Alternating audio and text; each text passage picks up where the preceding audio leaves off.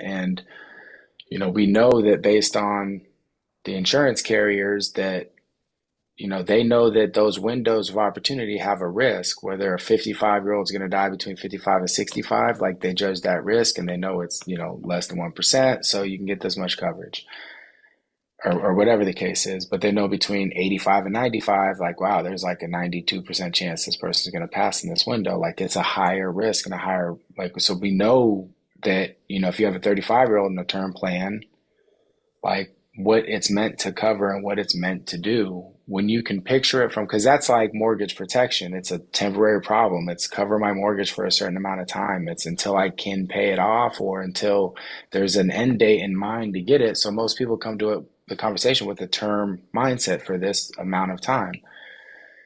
When people start talking about like, well, I want to pay it off. So like we know term is a financial contract that covers you for that amount of time. So start viewing term as like it's a stack of papers. It's a contract that you can go to the courts and say, hear ye, they signed this contract and give me my $500,000.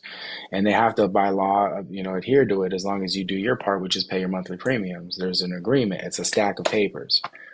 On the permanent side, think of it more like a bucket, right? It's a bucket because it's part of this investment conversation, and many times because you're looking at the cash value that it builds, it holds something. It's holding its water. It's a bucket. Like a stack of papers doesn't hold any money in it. It's a stack of papers. A bucket holds additional funds and can grow funds, just like houses build equity, just like stock markets grow.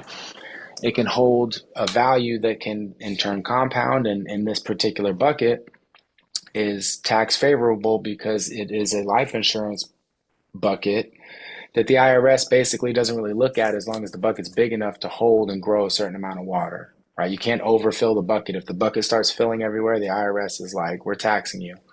But under the law of the bucket, however much insurance it is determines the size of the bucket, then you can operate under this IRS, loophole, and you can say, okay, what do you need? And when the client says, well, I need to cover a certain amount of time, you think stack of papers. Well, I need to pay it off early and get some. Well, I'm thinking you're going to build wealth, so you're going to put that in a bucket. And as soon as the bucket has enough to douse the fire that is your mortgage, then you can use the bucket. That's like permanent. Don't think so much what product does it. Doesn't matter if it's an IUL or a DFL. Those are different kinds of buckets that are just shaped a little bit differently. But when you start thinking of insurance as that kind of two worlds, the stack of papers or the buckets, then when some client tells you, I have $400,000 in savings, I could pay this house off. It's like, whoa, whoa, whoa, why you? That's not a very good bucket. You know why that's not a very good bucket?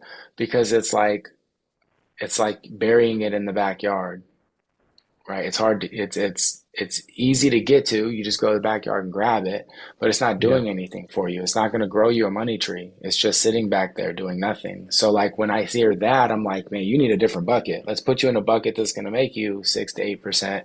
And all it is a bucket, and it's secure because it's with this insurance carrier, but there's a better bucket for you. And in a lot of cases, when people are putting more money than they need to in their 401k, like going over their match, it's like, yeah, put the match percentage in that bucket because your employer is going to double everything up to that number. Anything over that number, and then you're putting it in the market, which is right now, it's not a great bucket because it's losing. Every $10 you're putting in there, a month later, is worth nine.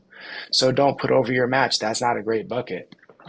What you could do is you could have this life insurance bucket and you can start putting money in there. And the more buckets you have that have different rules, the more you hedge your risk and the better protected you are. The life insurance bucket serves a purpose.